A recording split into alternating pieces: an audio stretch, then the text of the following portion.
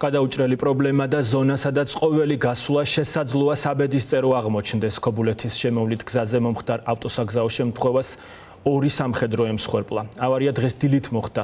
სატვირთო მანქანა თავდაცვის სამინისტროს ავტობუსს შეეჯახა. ეს ტრაგედია ერთი ეპიზოდია იმ საგანგაშო სტატისტიკის, რომელიც ბოლო წლებში ქვეყანაში შეუქცევადად იზრდება. გასულ წელს გზებზე 469 ადამიანი დაიღუპა, მათ შორის 28 ბავშვი, რაც რეკორდული მაჩვენებელია. მარიამ ლეკიაშვილი უერთდება ფორმულას ეთერს ამ თემით.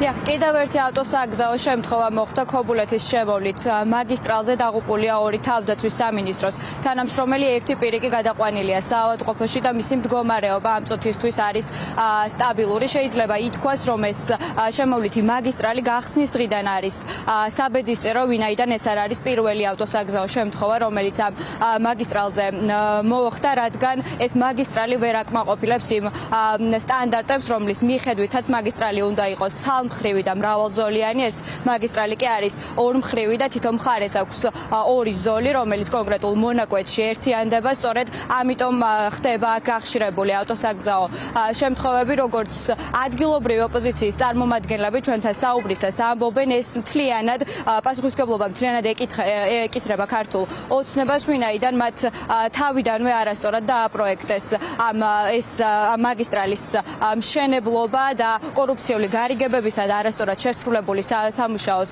გამო ისინი ადამიანების სიცოცხლეს წირავენ.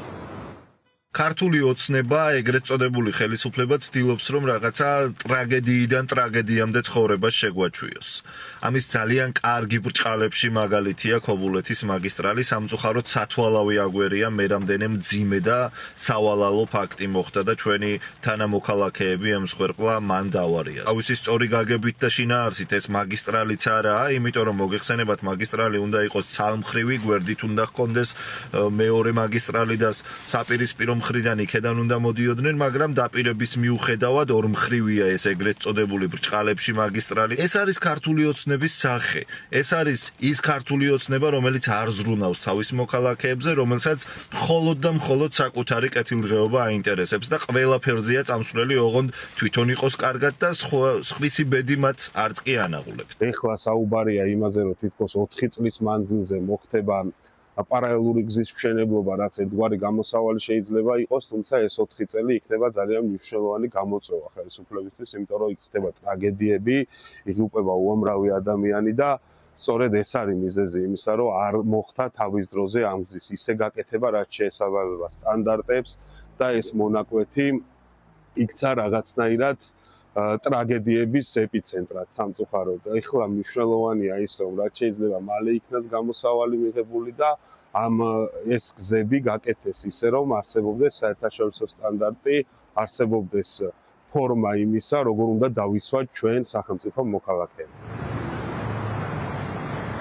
გასულ წელს საქართველოში ავტოსაგზაო შემთხვევებს 469 ადამიანი ემსხვერპლა, აქედან 62 ადამიანი ემსხვერპლა ისეთ ავტოსაგზაო შემთხვევებს, როდესაც საჭეს ალკოჰოლური ზემოქმედების ქვეშ მყოფი ადამიანები მართავდნენ. ქართული ოცნების პარლამენტის საკანონმდებლო ინიციატივით კი 23000-ზე მეტ ადამიანს დაუბრუნდებათ მართვის მოწმობები, რომლებსაც სხვადასხვა მიზეზით ჰქონდათ ჩამორთმეული მართვის მოწმობები. გეტყვით იმასაც, რომ საქართველოს მაჩვენებელი სამჯერ აღემატება ევროკავშირის ქვეყნებში ავტოსაგზაო შემთხვევების შედეგად დაღუპულთა მაჩვენებელს.